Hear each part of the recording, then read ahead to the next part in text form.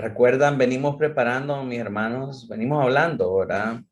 Acerca de cómo el imaginario social ha permeado la, la mente de las personas, llenándolas de toda esa como visión secular acerca de lo que es la buena vida.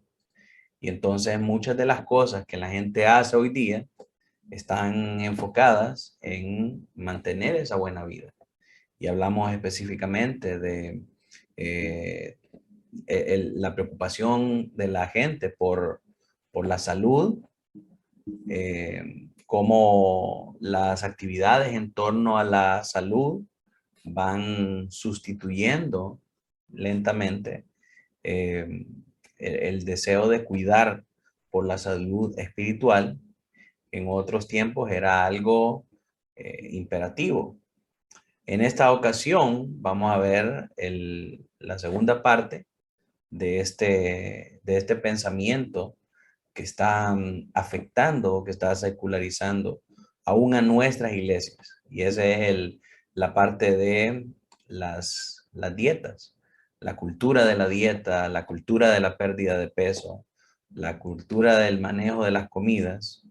Y la tercera parte que vamos a ver en estos estudios es la parte de los ejercicios, para el ejercicio, como el ejercicio ahora es un sustituto para muchas cosas. Entonces, quisiera que empezáramos orando al Señor para pedirle que Él pueda eh, bendecir este tiempo de enseñanza en la que vamos a compartir algunos de estos principios. Así que oremos al Señor, mis hermanos. Amantísimo Dios, Padre Celestial, te damos gracias por tu gran bondad y por tu infinita misericordia. Al permitirnos, Señor, estar aquí hoy, reunidos, Padre, para adorarte, para bendecirte y para compartir tu palabra con mis hermanos. Señor bendito, permite ahora que podamos aprender de ti, de tu palabra, Señor, y de esta reflexión, para que podamos desprogramar nuestras mentes de las ideas erróneas que el imaginario social trata de cincelar en nuestra mente y en nuestro corazón, afectando nuestras acciones, nuestras conductas, nuestro comportamiento, aún al margen de la iglesia local. Señor, permite que seamos desprogramados de esa manera secular de pensar y que podamos, Señor, ser programados por medio de tu palabra a adoptar una cosmovisión y un imaginario evangélico de lo que nos presenta tu palabra, que es el concepto de buena vida para todos los creyentes, Señor, para que podamos encontrar un balance entre nuestra obligación, Señor, y responsabilidad por mantener santo nuestro cuerpo y por no descuidar, Señor, nuestras disciplinas espirituales y los medios de la gracia que tú nos has dado para poder perseverar en el conocimiento de ti y para poder siempre, Señor, estar saludables espiritualmente, que esa debe ser nuestra última meta. En el nombre poderoso de Jesús oramos. Amén y amén. Jesús le dice a Satanás, cuando Satanás trata de tentarlo precisamente con la comida, leemos en Mateo 4:4 que el Señor le responde, escrito está, no solo de pan vivir el hombre, sino de toda palabra que sale de la boca de Dios. Y cuando todas estas personas que promueven las dietas escuchan este tipo de palabra, me imagino que ellos dicen amén. Por ejemplo, los promotores de la dieta Atkins dicen amén, ¿verdad? Todos en sus actividades y en sus planes especiales para reducir los carbohidratos, dicen amén, ¿verdad? Porque no solo de pan vivir el hombre, sino que de toda palabra que sale de la boca del Señor. Ahí están ellos diciendo amén. Y a propósito de esta dieta Atkins, hace mucho tiempo, Robert Atkins, que era un cardiólogo y un nutricionista, tuvo miles de discípulos que siguieron esta misma dieta. La revista Time llegó a nombrarlo como uno de los 10 personajes más influyentes del principio de siglo, por ahí del 2002. En ese mismo año, él tuvo un infarto y al siguiente año murió. Su empresa, Nutritivos Atkins, se declaró totalmente en bancarrota y la fama que había tenido en un momento todo esto de la dieta, de los alimentos y de los productos que promovían, llegaron a su fin. Hasta el día de hoy, la dieta Atkins es catalogada como una dieta de moda. El marketing original de la dieta fue fantástico. Mercadearon con todo, con volantes, con videos, con fotos, con todo lo que usted se pueda imaginar. Pero la ciencia detrás de la dieta no era tan fantástica. Y la premisa fundamental de Atkins era que restringía los carbohidratos para poder perder peso.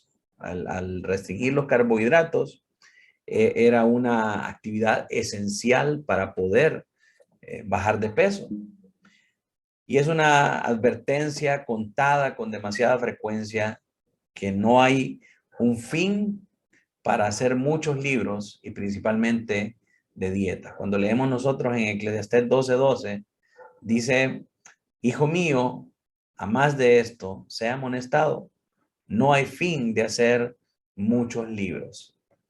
Y nosotros vamos a ver que cada año salen nuevos libros de dietas y constantemente la gente está enganchándose con un nuevo estilo de dieta, con un nuevo gurú de una dieta y así sucesivamente. Probablemente la mejor manera en que uno se puede convertir en un escritor laureado, un escritor de bestsellers, es que puede escribir un libro que se llame algo así como Los 10 pasos simples para perder 10 libras en 10 semanas. Yo le digo que si usted hace un libro titulado así, rapidito lo vende y comienza a encabezar todas las listas de bestseller. ¿Quién puede resistirse a pasos simples para lograr una meta significativa? Creo que nadie.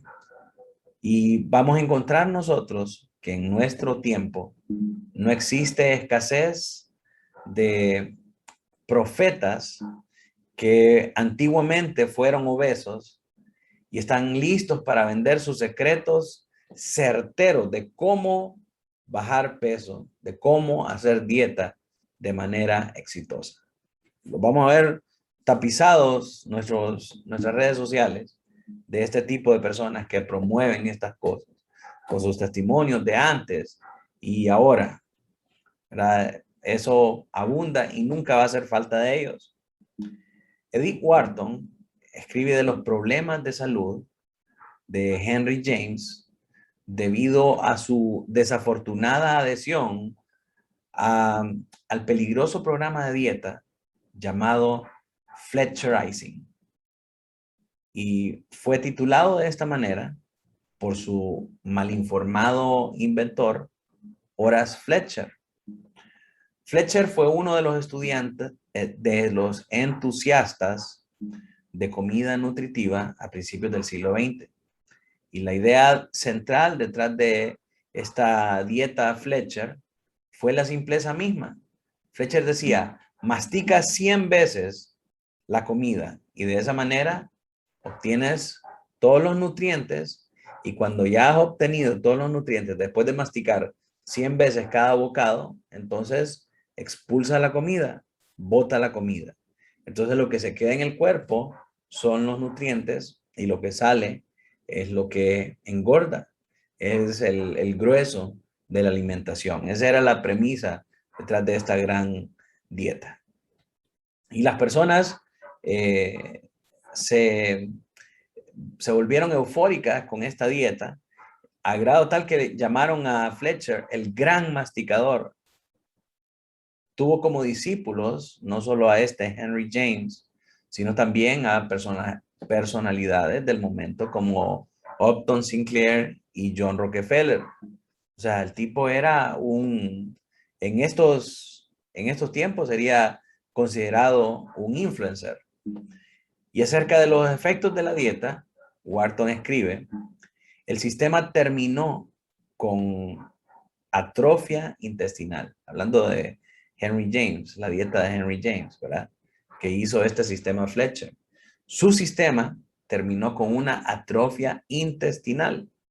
Y cuando el doctor finalmente lo persuadió de volver a una manera normal de comer, ya James no podía digerir. Su sistema nervioso había sido menoscabado por años de desnutrición. Con frecuencia se dice que uno es lo que uno come. No sé si ustedes han escuchado ese adagio que dice que uno es lo que uno come.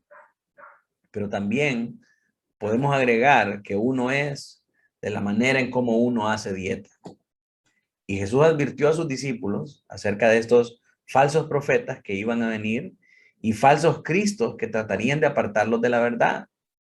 En Mateo 13, del 21 al 22, nosotros leemos: entonces, si alguno os dijere, mirad, aquí está el Cristo, o mirad, ahí está, no le creáis, porque se levantarán falsos cristos y falsos profetas y harán señales y prodigios para engañar, si fuese posible, aún los escogidos. Yo sé que estamos acostumbrados a ver este versículo dentro del contexto de la fe, dentro del contexto de la religión, pero tenemos que ver que las prácticas y la filosofía del mundo, la filosofía secular y pagana, aunque no evoca elementos religiosos, es una religión en sí misma, en el sentido de que adoctrina a sus seguidores, de que se requiere un compromiso con esa doctrina y que funciona exactamente igual como funcionan las cosas del lado religioso. Tenemos evangelistas que se encargan de promover el mensaje. Tenemos discipuladores que son seguidores fieles y ávidos de una doctrina o de una filosofía errónea, pero al final es una doctrina. Y este estilo de vida y esta manera de trabajar, esta organización que tienen, muchas veces termina jalando aún a la gente de nuestras iglesias, que termina yéndose en pos de estas actividades. Entonces tenemos que ver que, aunque si hablamos de falsos cristos, podemos pensar de alguien que está presentando otro evangelio, este sistema de dietas es en sí mismo, constituye en sí mismo otro evangelio, un evangelio falso, una doctrina falsa. ¿Por qué? Porque posee los mismos elementos religiosos de un culto estructurado. Entonces, es necesario que podamos ver la conducta de estos grupos como que si fueran una secta religiosa, porque al final del día se requiere mucha fe para poder seguir esos programas y para poder compartir y tener comunión con ellos y ser parte de ese grupo. Henry James fue un devoto de esta secta de dietas, un discípulo de una doctrina en particular de lo que constituye una dieta saludable. El fin de James nos demuestra que hay una falsa doctrina en el reino de las dietas, así como en la teología también hay falsas doctrinas. O sea que dentro de las categorías de las dietas hay también falsa doctrina, falsas dietas que no tienen absolutamente nada científico y nutritivo detrás de su composición y detrás de su presentación. También nos recuerda que estas falsas doctrinas en este ámbito secular tienen una terrible consecuencia, como lo tienen en el ámbito espiritual. La falsa doctrina siempre lleva a la muerte.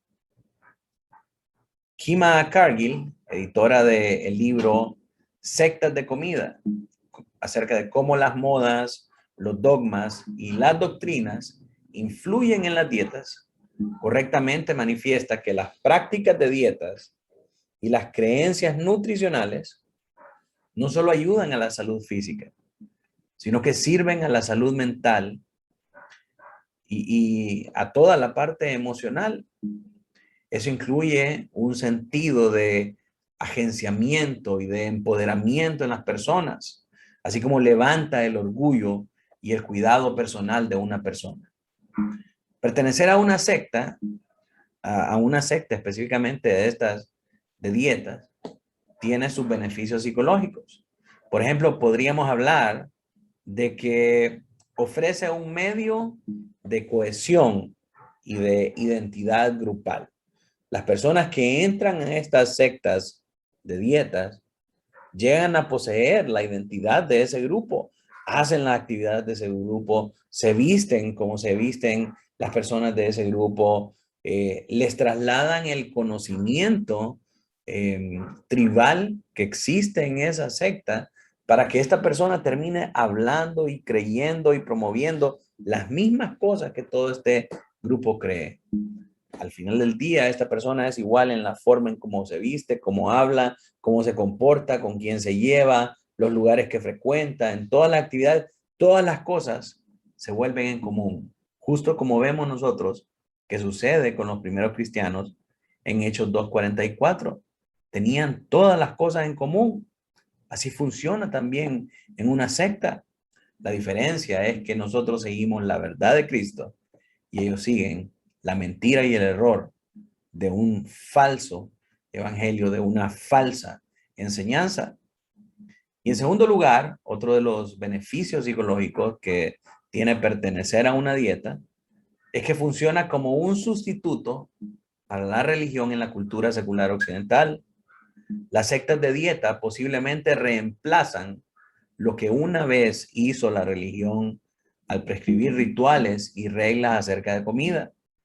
O al igual que la religión, proveen significado para las situaciones confusas, dándonos guías morales y de comodidad para poder aceptar esas situaciones confusas. Y el resultado práctico de eso es que vemos más y más personas abandonando las iglesias para incursionar en actividades que tienen que ver con la promoción de la salud, con la promoción de la nutrición, con la promoción del ejercicio y todas las cosas.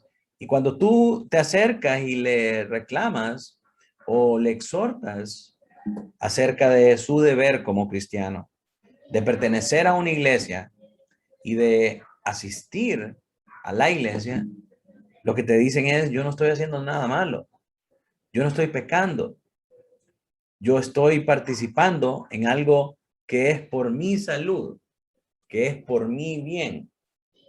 Entonces se da cuenta, se apartan de una como visión bíblica acerca de la labor del cristiano en el día del Señor para adoptar una visión secular acerca de las filosofías que promueven estas sectas engañosas.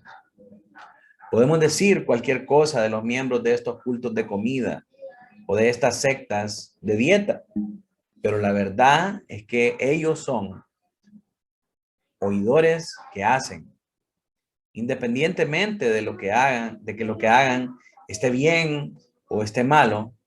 Eso al final depende del tipo de doctrina que están siguiendo.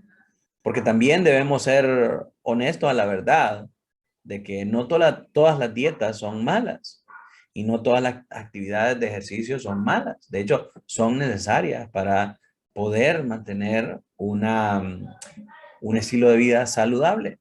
Pero ya cuando estas reemplazan nuestra vida como cristiano, nuestra responsabilidad como cristianos, con los medios de la gracia, con la comunión con otros hermanos. Y esto se vuelve nuestro fin, nuestro objetivo a seguir. Ya ahí ya estamos perdiendo de vista nuestro propósito como hijos de Dios.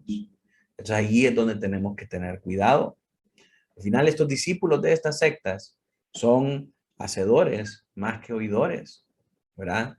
Y el que hagan lo bueno y lo malo depende, como les dije, de qué tipo de doctrina ellos están escuchando. La dieta y la nutrición, al igual que la medicina y la salud, se han convertido en un gran negocio. Y este es principalmente el mayor problema que nosotros encontramos en estos tres elementos que mencionamos al principio: el bienestar o la salud, la nutrición y el ejercicio. Se han convertido en un gran y lucrativo negocio, así como también las actividades asociadas a este tema de la nutrición, que son el cultivo de comidas saludables y la preparación de alimentos dietéticos, ¿verdad? El mercado para los planes dietéticos, para las drogas de bajar de peso, para las comidas y para las bebidas saludables. Y por supuesto, no podemos dejar fuera los libros de dietas. Está en un apogeo imparable. Un observador escribe: la industria de la dieta trata de la explotación y el lucro.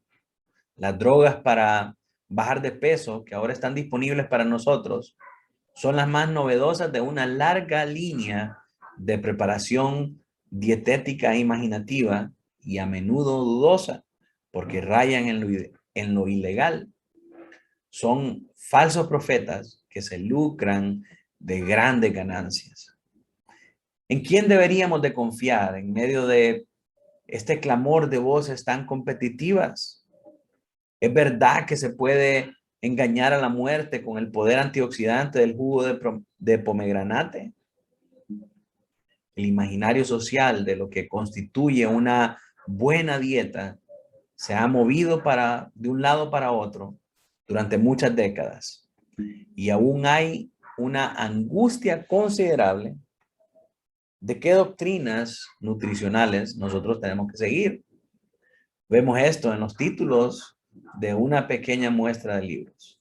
Si queremos saber hacia dónde se mueve este mercado, basta con ver el título de los libros y nos vamos a encontrar con títulos como, por ejemplo, Nunca Satisfechos, una historia cultural de dietas, fantasía y obesidad, escrito por Hillel Schwartz. Otro tiene el siguiente título: Miedo a la comida, una historia de por qué nos preocupamos por lo que comemos, escrito por Harvey Levenstein. Y finalmente, de esta pequeña muestra, tenemos La dieta de los 100 años, el apetito voraz de América por perder peso, escrito por Susana Jagger. La lucha por ocupar el primado involucra no solo negocios y pelea de competidores por las ganancias que dejan estos negocios de comida, sino que también se ha escalado a nivel político. Y sabemos que la opinión de la política sobre las necesidades dietéticas cuenta. Lo que el gobierno tiene que decir acerca de las dietas es, tenemos que escucharlo realmente y atentamente, porque tenemos que ver qué es lo que hay detrás de lo que ellos están diciendo. ¿Y a quién les sirve que ellos estén promoviendo cierta dieta o alguna situación en el margen de las dietas? En una era de interpretaciones conflictivas, muchos occidentales del siglo XXI están poniendo su fe en la ciencia. Los científicos de la comida han sustituido o actúan como profetas, llamando a la sociedad a volverse de nuevo hacia los hábitos saludables, hacia los hábitos alimenticios saludables. Y los doctores que trabajan en muchos estudios son los principales profetas de este tipo de pensamiento. Por ejemplo, los doctores que trabajaron en lo que a la fecha es supuestamente el estudio más completo de nutrición jamás realizado, según lo que así reza el subtítulo de ese libro, que es el estudio de China, el estudio más completo de nutrición jamás realizado, argumenta que estamos guiando a nuestra juventud por un campo peligroso de alimentación que desembocará cada vez más temprano en enfermedades crónicas. Y agrega que muy pocas personas verdaderamente saben qué es lo que deberían estar haciendo para mejorar su salud. Y los problemas que ellos han identificado son tres específicamente: el desayuno, el almuerzo y la cena. Y el problema de fondo es que somos personas de comida rápida. Estamos acostumbrados a la comida rápida y estamos bombardeados por todos lados por la comida rápida, por los anuncios de comida rápida, por la publicidad acerca de la comida rápida. Y a tal punto que ya ni siquiera sabemos de dónde proviene la comida y qué es lo que estamos comiendo. John Robbins escribe en el prefacio del libro, del estudio de China, que es más fácil encontrar una barra de Snickers, una Big Mac o una Coca-Cola que encontrar una manzana. Y efectivamente piense esto, con qué facilidad y con qué acceso nosotros podemos acceder a comprar cualquiera de estas golosinas: una barra de chocolate, una hamburguesa de comida rápida, un refresco de cola, etcétera, etcétera. Y en cambio, la dificultad que tenemos que pasar para poder comprar una fruta o una verdura, en otros tiempos teníamos que ir hasta el centro, hasta el mercado central, bajarnos del carro, ir y comprar las cosas. Ahora los mercados pues cada vez están más accesibles a medida que han ido adoptando estrategias microlocalistas. Aún así, muchas de las cosas que mencioné anteriormente, muchas de las golosinas, uno las puede comprar en un autoservicio sin bajarse del carro. Pero ir a comprar una fruta implica que me tengo que bajar del carro y que tengo que perder tiempo en ir y seleccionar la fruta que quiero comprar, y no puedo comprar una sola, sino que tengo que comprar por lo menos una media docena o una mano, y qué sé yo cuántas medidas usamos acá para medir los diferentes tipos de frutas y vegetales. Así que la complejidad para adquirir un alimento saludable es mucho más grande que para conseguir un alimento chatarra. Aún los científicos, cuando los escuchamos, mis hermanos, suenan como evangelistas. Dicen cosas como: los resultados provocativos de mi estudio, en el caso específico de este estudio de China, dicen: los resultados provocativos de mi estudio de 4 décadas de investigación biomédica, que incluyen los hallazgos de un programa de laboratorio de 27 años, prueban que comer saludable puede salvarte la vida. El principal argumento es que las personas que comieron más comida a base de animales fueron los que obtuvieron mayores enfermedades crónicas. Todas las dietas tienen sus puntos críticos y esta no es la excepción. Así como comer vegetales pone el cuerpo en algún momento en un uso prolongado y excesivo, pone al cuerpo en un estado perjudicial al no tener los nutrientes y las defensas que de repente uno puede tener comiendo carne. Entonces, todas las dietas tienen sus riesgos, y comer carne tampoco significa que es una dieta infalible, sino que en algún momento va a tener sus prejuicios también para el cuerpo, al igual que los vegetales. ¿Por qué? Porque el problema del cuerpo humano no son los alimentos. Todos los problemas que nosotros tenemos en esta vida, en este mundo, debajo del sol, obedecen a que somos una creación caída. Somos una creación afectada por el pecado. Entonces, todas las enfermedades, todos los vicios, todos los problemas genéticos, todas las enfermedades crónicas provienen de un solo mal, de un mismo mal: el pecado. Así que otro ejemplo de la estricta relación que existe entre el discípulo y la dieta la vemos nosotros en el libro de Walter Longo, que se llama La dieta de la longevidad. Y Longo promueve descubrir la nueva ciencia detrás de la activación y regeneración de las células madre para frenar el envejecimiento, combatir la enfermedad y optimizar su peso. ¡Wow! Cuando uno lee todo eso, este título promete casi todo lo que alguien viviendo en este siglo quisiera tener. Y la mejor parte es de que todo lo que ofrece viene refrendado con el apoyo y con la autoridad de la ciencia.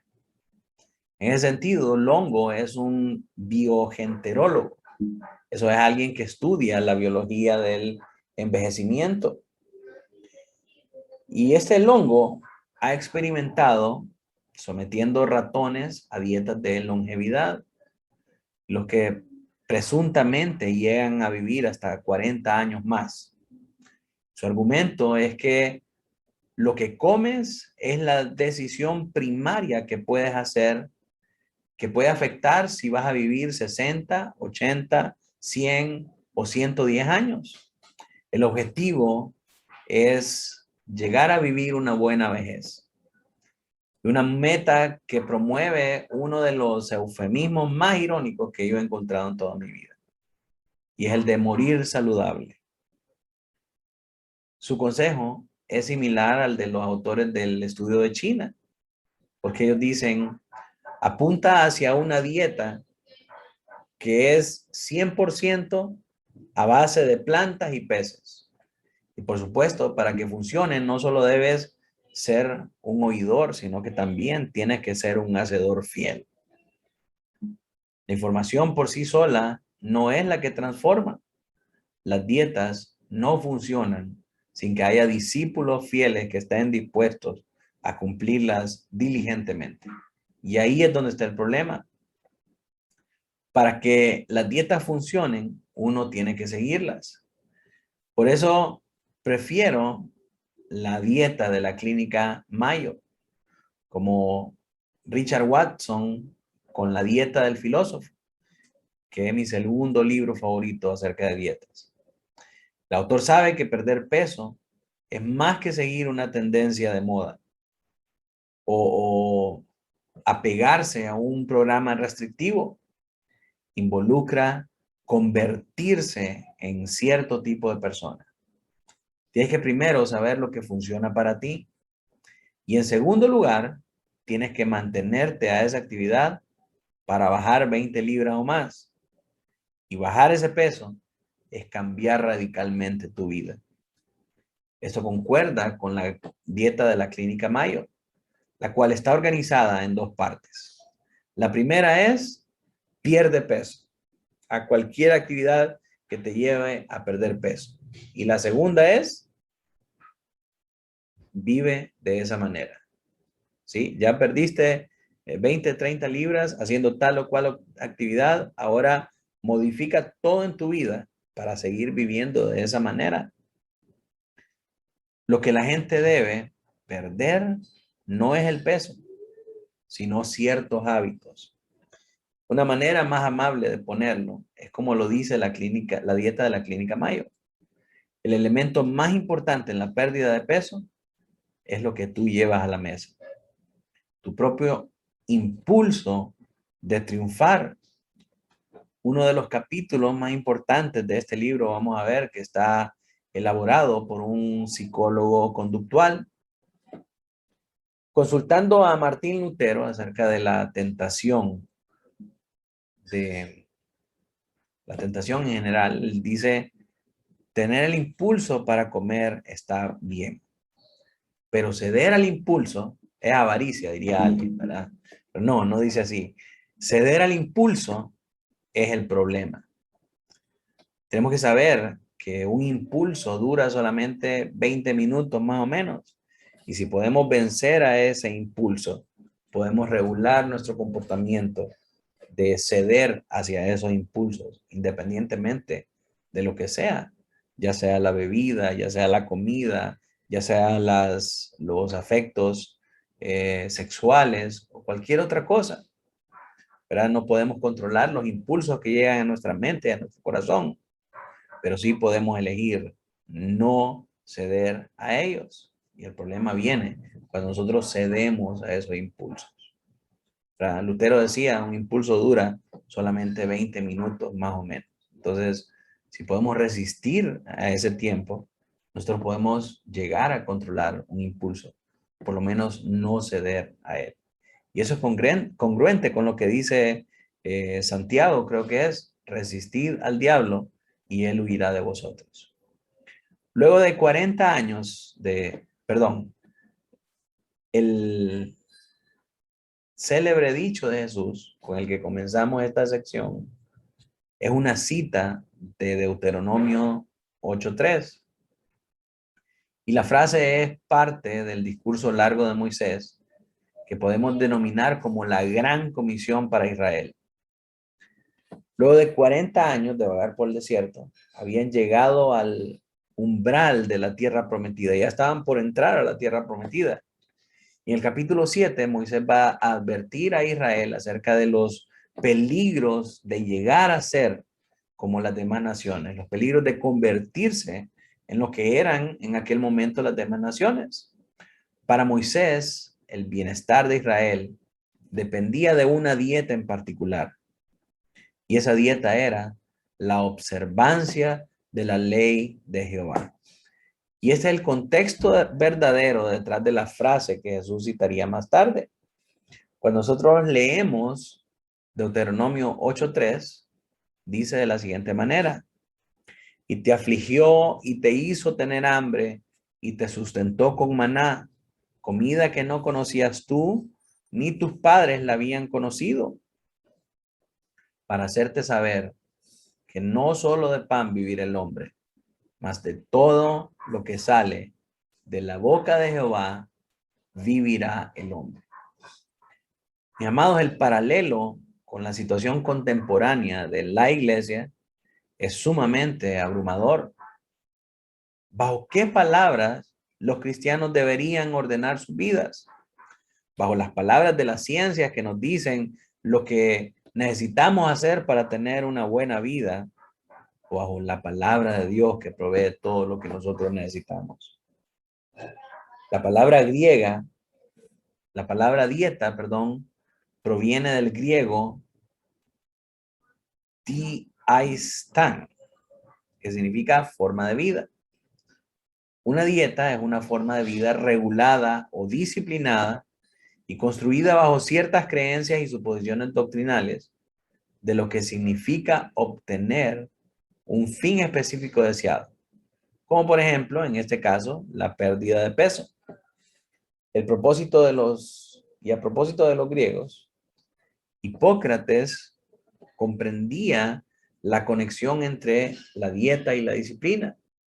Él decía, el hombre no puede vivir saludablemente con comida sin cierta cantidad de ejercicio. La autodisciplina puede llevar a alguien sumamente lejos si se lleva de una manera correcta. Uno de los libros de dieta más exitosos jamás escrito se llama El arte de vivir más, de Luigi Comaro, y fue escrito hace 450 años, y este prueba este mismo punto. Y la primera regla de Comaro fue: recupera la autodisciplina. Siendo él mismo un ex glotón, sus palabras y su consejo viene con cierto peso a la ecuación.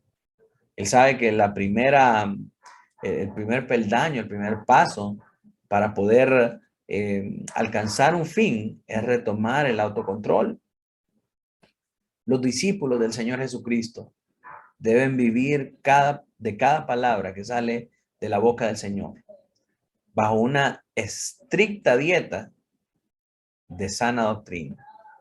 Y vamos a hablar acerca de este tema más adelante en nuestro estudio. Pero no existen atajos, ya sea para una dieta, es decir, para mantener la salud física, así como también no existen atajos para llevar una vida espiritual saludable a través del discipulado. Tenemos que pasar por esas cosas. Y la iglesia debe resistirse a convertirse a una nación santa de comida chatarra. La obesidad física es una preocupación para la salud, como lo es la glotonería, que es el pecado mortal con el que se le asocia. Filipenses 3:19 dice, a fin de los cuales será perdición, cuyo Dios es el vientre y cuya gloria es su vergüenza, que solo piensan en lo terrenal. Pero la dieta de la falsa doctrina es aún más peligrosa. Sabemos que la glotonería es un pecado y una mala dieta lleva a un perjuicio al cuerpo, pero la falsa doctrina, la dieta de la falsa doctrina, es aún más peligrosa porque conduce a la muerte. Los miembros del cuerpo de Cristo deben hacerse dos preguntas. ¿Cuál dieta, en el sentido de estilo de vida, deberíamos seguir? ¿Y cómo podemos ser ese tipo de personas que en verdad lo seguirán? Ese tipo de seguidores que no solamente son oidores, sino que hacedores. Y aquí es donde no estoy de acuerdo con la dieta del filósofo y su presunción de que seguir la dieta de la filosofía, es decir, los pasos a seguir para una buena vida, lo que uno tiene que hacer es usar la razón y la voluntad. Pues si está gordo, deje de estar gordo. Como que si pudiéramos ejercer nosotros esta voluntad para estar en forma. En contraste con este tipo de filosofía, Jesús dice en Juan 4:34, mi comida es que haga la voluntad del que me envió y que acabe su obra. La dieta en este caso es el hacer obediente. El poder de voluntad por sí solo no es suficiente para mantenerse. Perdón, hermanos, hay una interferencia por ahí. Ok, ahí está.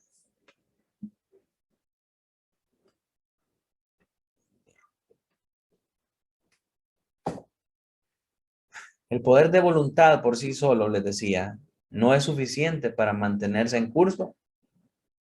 Los discípulos de Cristo requieren la gracia de Jesús y el Espíritu que mora en nosotros para unirnos a su misma vida.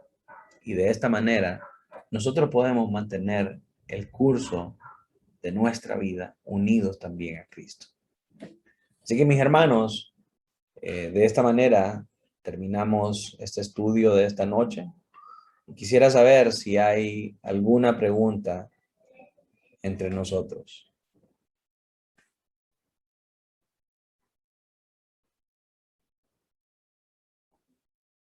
Pastor, ¿cómo se llama esta iglesia? El Séptimo Día son los que tienen bien marcado ese asunto de la dieta. ¿Tiene información acerca de cuál ha sido su fuente para ser un distintivo dentro de los adventistas? Sí, su fuente es una falsa profetisa, Elena White, ¿verdad? Que recibió una serie de visiones y de profecías que fácilmente pueden ser desbancadas por la palabra del Señor.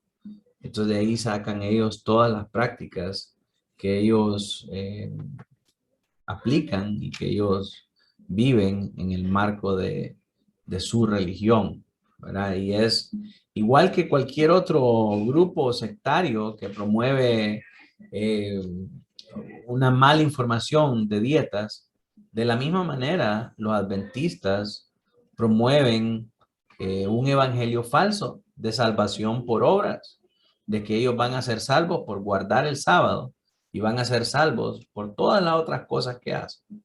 Al igual que los menonitas también con sus acciones sociales, ¿verdad? Todas estas actividades están al margen de un falso evangelio, de una falsa concepción de la palabra del Señor y de las cosas que Dios exige acerca de su pueblo.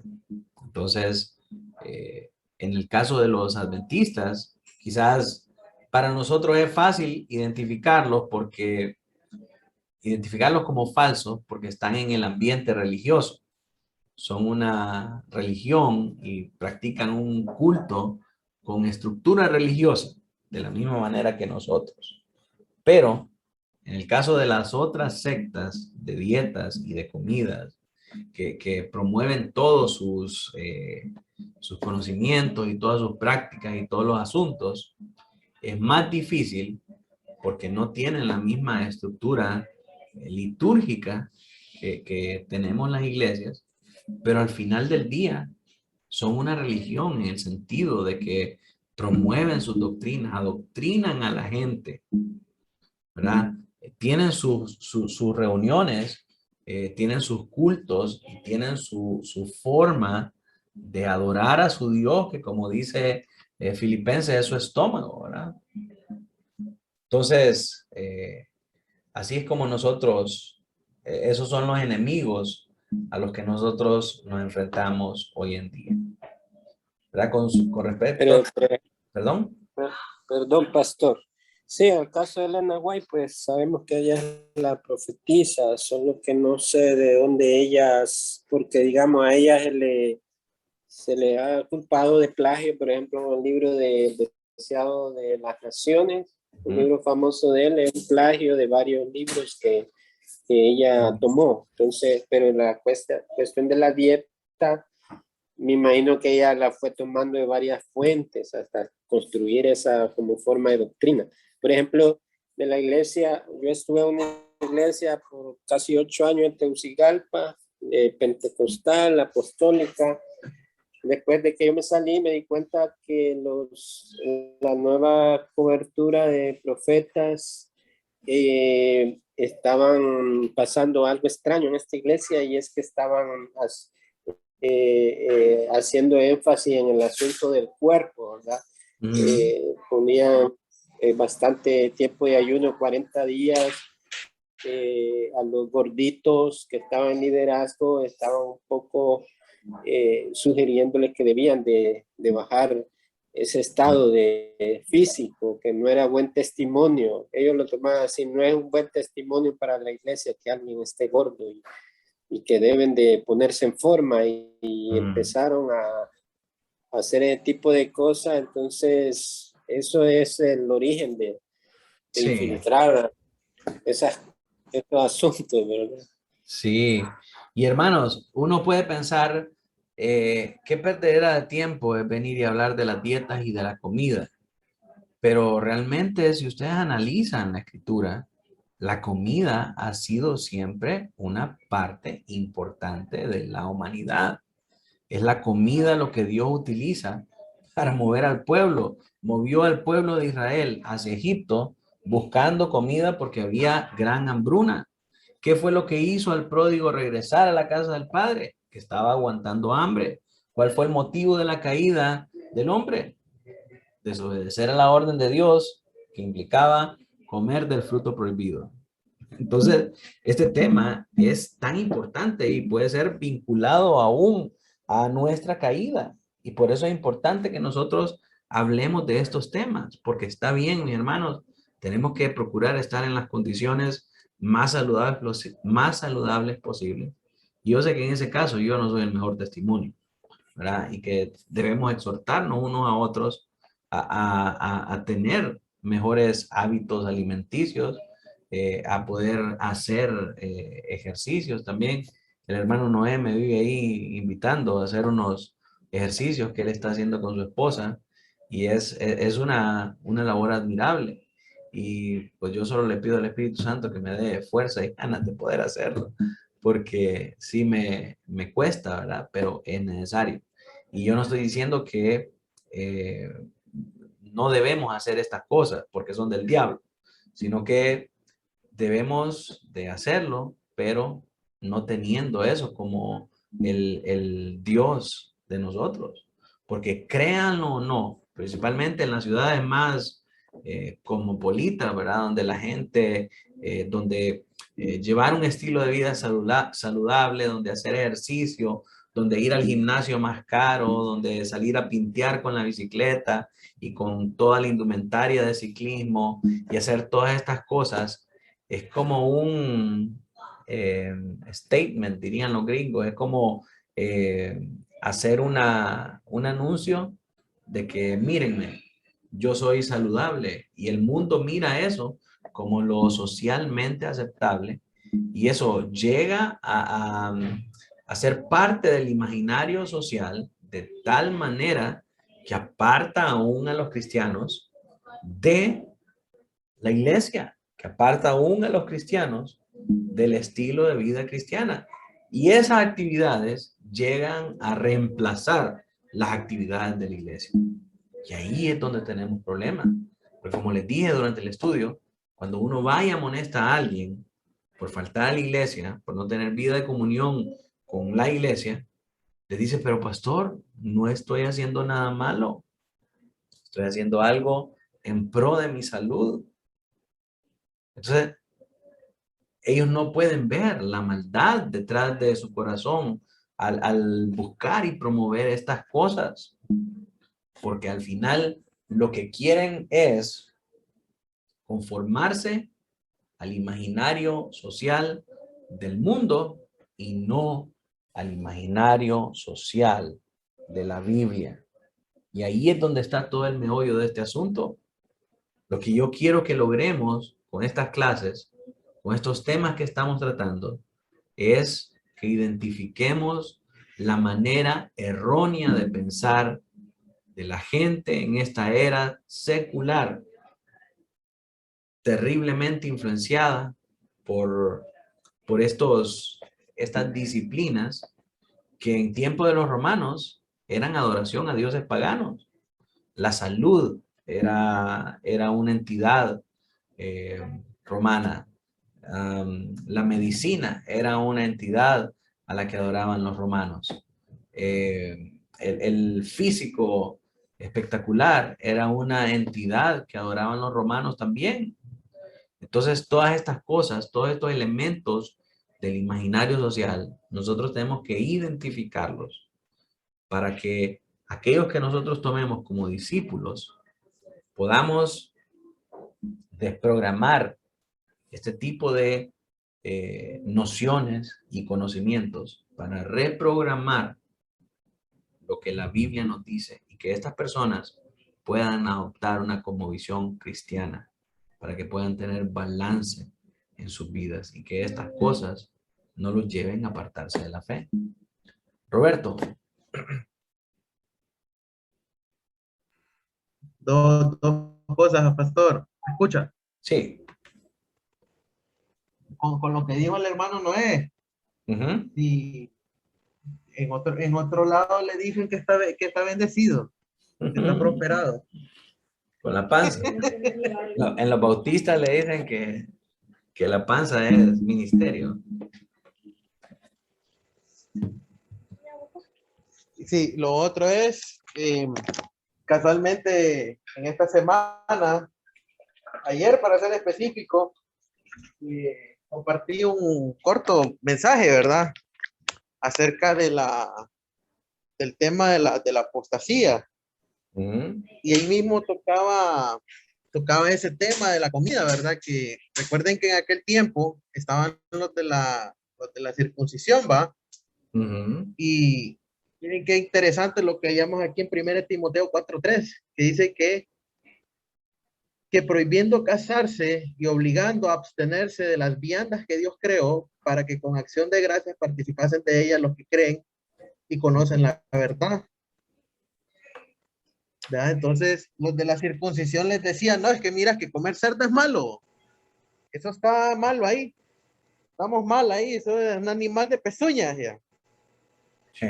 ¿Verdad? Entonces ahí, o hablaban también del tema de la comida sacrificada.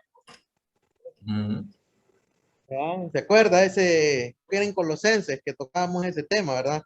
De la comida sacrificada. Pero vemos ahí mismo, en el mismo pasaje nos dice el apóstol, ¿verdad? Que Dios creó para que con acción de gracias participasen de ella los que creen.